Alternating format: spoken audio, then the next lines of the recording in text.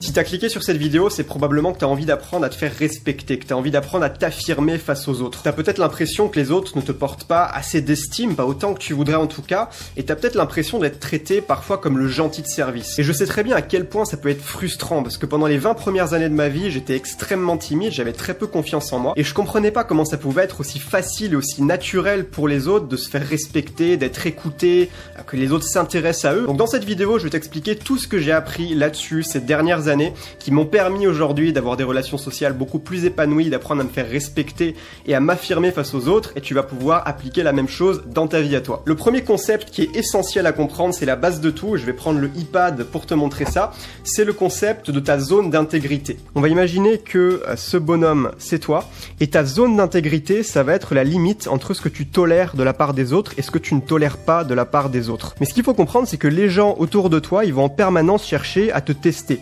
Dans un premier temps pour savoir un petit peu plus qui tu es, et dans un second temps pour voir jusqu'où ils peuvent aller avec toi et qu'est-ce qu'ils peuvent obtenir de toi. Ce qu'il faut bien se dire, c'est que certaines personnes vont à un moment ou à un autre tenter de rentrer dans ta zone d'intégrité. Et en fonction de ta réaction par rapport à ça, ils vont déterminer si oui ou non ils te respectent. Et évidemment, ce qui va faire toute la différence, c'est ta réaction à toi. Est-ce que tu vas laisser les autres porter atteinte à ton intégrité sans réagir, ou alors au contraire, tu vas réagir et tu vas empêcher ces personnes de porter atteinte à ton intégrité personnelle. Et cette capacité à ne pas tolérer que les autres rentrent dans ta zone d'intégrité, elle tient en un seul mot, c'est le mot non. N-O-N.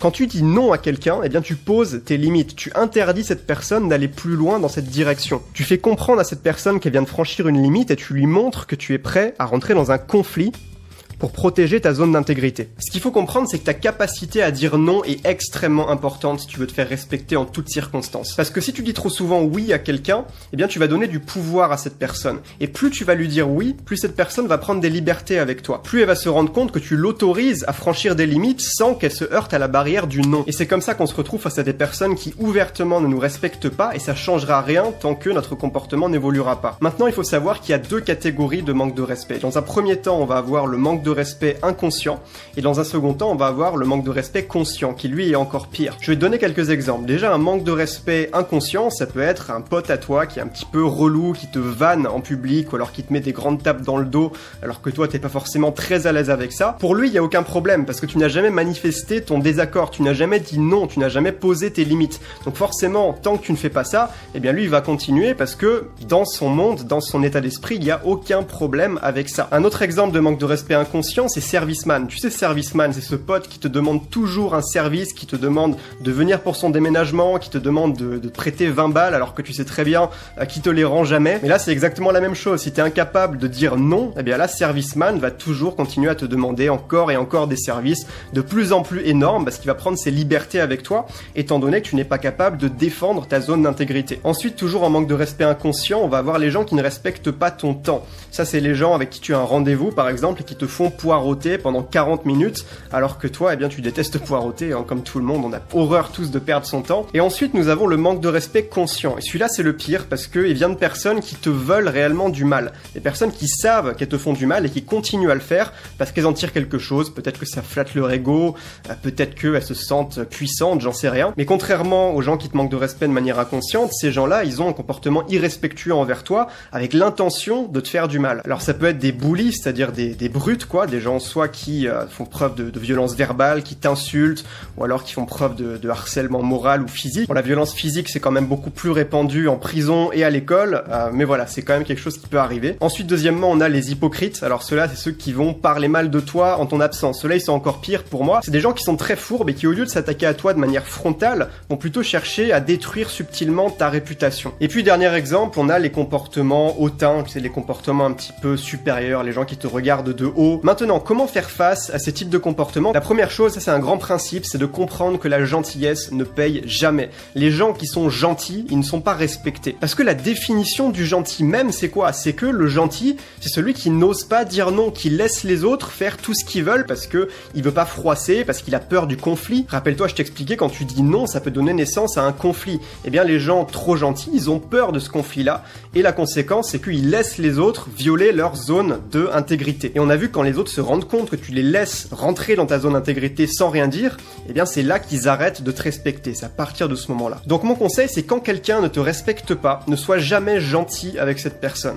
Alors si c'est un pote à toi qui ne te respecte pas de manière inconsciente, par exemple qui te fait attendre, ou alors qui est un petit peu trop, voilà, qui te vanne un petit peu trop, eh bien dans ces périodes-là, montre-lui que tu rentres pas dans son jeu. C'est hyper important de pas se laisser faire. Dans ces cas de manque de respect inconscient, la clé ça va être d'apprendre à dire non plus souvent. Même si aujourd'hui c'est quelque chose avec lequel tu n'es pas à l'aise, si tu as tendance à être un petit peu trop gentil, eh bien il va falloir que tu pratiques, c'est essentiel. Et dire non de manière ferme, c'est aussi dire non sans t'inventer une excuse. Par exemple, si t'as pas envie de sortir en soirée mais que t'as des potes à toi qui te mettent la pression pour que tu viennes mais que t'as vraiment pas envie, si tu dis non désolé je peux pas parce que je suis malade, parce que j'ai un dîner avec ma belle famille alors que c'est pas vrai, là à ce moment-là ça n'a aucune valeur. Tu ne montres pas que tu es capable de poser tes limites parce que tout simplement tu vas remettre la responsabilité du conflit sur autre chose, sur un facteur externe. Donc à chaque fois que tu dis non, fais-le sans te justifier. Ou alors si on te demande pourquoi, réponds juste parce que j'en ai pas envie, tout simplement, sans chercher à inventer une histoire pour justifier ton refus et faire en sorte de ne pas froisser la personne. Faut bien comprendre ça, c'est que si tu veux te faire respecter par les autres, il faut pas que tu aies peur du conflit.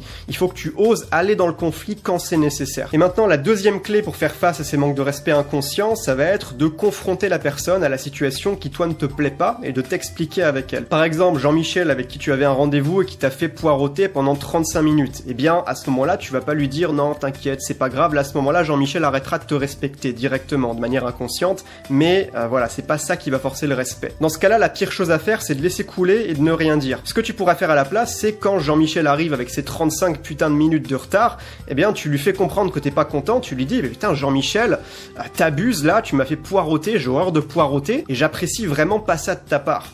Et là, si Jean-Michel te sort une excuse, ou alors te dit, moi c'est pas grave, ou alors c'est parce que j'ai loupé mon bus, c'est pas de ma faute, et là tu lui dis clairement, écoute Jean-Michel, la prochaine fois que tu me fais poireauter plus de 15 minutes, eh bien moi, je me casse, je rentre chez moi, et on va pas se voir. Et donc là, tu peux être sûr que la prochaine fois, Jean-Michel sera à l'heure. Donc vraiment, si aujourd'hui t'as l'impression d'être un peu le gentil de service par moment, eh bien, prends ton courage à deux mains, et ose dire non plus souvent sans te justifier, et également confronter les autres à leur comportement qui toi ne te plaît pas. Maintenant, comment faire quand tu fais face à quelqu'un qui ouvertement ne te respecte pas, donc pour qui le manque de respect est conscient? Là, c'est une situation complètement différente, parce que la personne que tu as en face de toi te veut du mal, contrairement à ton pote qui te fait attendre.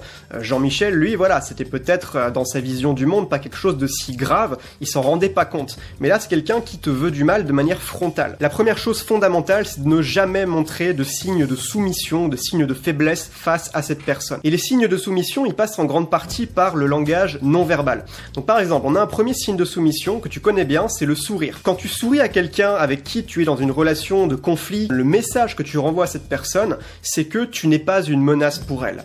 Et donc tu la laisses encore plus rentrer dans ta zone d'intégrité. Elle va prendre de plus en plus de liberté avec toi parce que tu lui as envoyé ce signal de soumission qu'est le sourire. Ça veut pas dire qu'il faut jamais sourire. Le sourire, c'est quelque chose de très positif à condition que tu donnes un sourire à quelqu'un de bienveillant envers toi. Si la personne ne te respecte pas, ne lui souris jamais. Même chose au niveau de ton regard. Si tu baisses les yeux, par exemple, face à une personne qui ne te respecte pas, eh bien la personne, encore une fois, va prendre de plus en plus de liberté avec toi. Et le troisième majeur signe de soumission, c'est la posture. Si tu as tendance à te tenir comme ça, recroquevillé sur toi-même, la tête un petit peu basse, les épaules tombantes, ça va être un signal de soumission, encore une fois, parce que tu vas montrer que tu n'es pas à l'aise, tu vas montrer que tu es à l'extérieur de ta zone de confort, alors qu'au contraire, si tu adoptes un langage non verbal, une posture beaucoup plus détendue, beaucoup plus relax, beaucoup plus décontractée, quand tu es face à une personne qui est en conflit inconscient avec toi, qui ne te respecte pas, eh bien, la personne va comprendre que tu n'es pas dérangé par sa présence, que tu ne la vois pas comme une menace. Et ça aussi, c'est quelque chose qui va faire une grosse différence. Maintenant, si malgré ça, ça suffit pas, si la personne continue à ouvertement te manquer de respect, eh bien, ce que je te conseille de faire, tout simplement, c'est d'analyser le système qui te lie à cette personne. Alors, ça peut paraître un petit peu obscur ce que je viens de te dire, mais je vais sortir le iPad pour te montrer. Donc, il y a un principe qui est essentiel à comprendre dans le domaine des relations humaines, c'est le fait qu'une relation, c'est systémique, c'est un système. C'est-à-dire que toi, on va dire que toi, t'es ici, t'es le bleu, eh bien, tu vas te comporter d'une certaine manière face à une personne, et en fonction de la manière dont toi, tu te comportes, eh bien, l'autre personne va ajuster son comportement, et elle n'aura pas le même comportement avec quelqu'un d'autre qui se comporterait différemment avec elle. Par exemple, si tu te retrouves avec une personne qui se moque de toi, eh bien, la question à se poser, ça va être, qu'est-ce qui fait dans mon comportement vis-à-vis de cette personne que la réaction que j'obtiens, c'est qu'on se moque de moi ?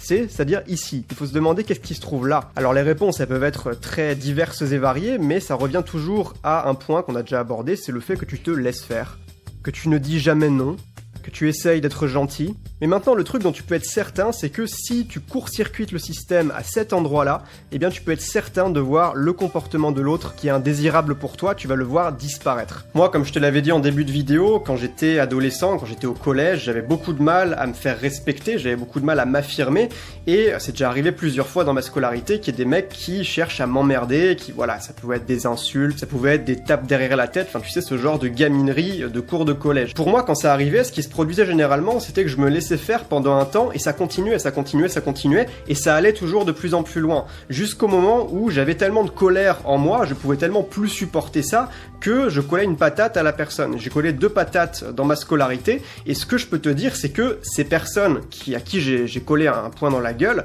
eh bien n'ont jamais recommencé après, parce que d'un coup je leur avais fait comprendre qu'elles pouvaient plus se permettre d'avoir ce comportement-là vis-à-vis de moi, parce que c'était dangereux pour elles risquaient de se manger une patate. Donc même chose pour toi, si dans ce cas-là, alors pas forcément mettre des patates à tout le monde, je te déconseille, mais demande-toi comment est-ce que tu peux court-circuiter ce système qui te lie avec la personne qui ne te respecte pas, pour faire en sorte que la personne n'ait plus rien à gagner finalement. Parce qu'aujourd'hui, cette personne gagne peut-être en sentiment de supériorité, peut-être en approbation sociale, si elle se moque de toi et que ça fait rire des collègues débiles. Une fois que la personne comprend que son comportement vis-à-vis de toi n'est plus du tout dans son intérêt, eh bien elle va arrêter net. On pèse en permanence inconsciemment le pour et le contre, et quand on se rend compte que la balance est négative, eh bien on va arrêter. Donc voilà, ça fait beaucoup de choses qu'on a vues dans cette vidéo. Alors si t'as apprécié la vidéo, que tu veux recevoir plein d'autres vidéos pour améliorer ta vie, pour développer tes compétences sociales, pour être plus efficace, pour te bâtir une vie libre et inspirante, je t'invite à cliquer sur le rectangle rouge juste en dessous de cette vidéo pour t'abonner à la chaîne YouTube et être sûr de ne rien rater des prochaines vidéos qui arrivent. Et aussi, si tu veux aller plus loin et apprendre à développer ton charisme, à devenir une personne charismatique qui est à l'aise socialement,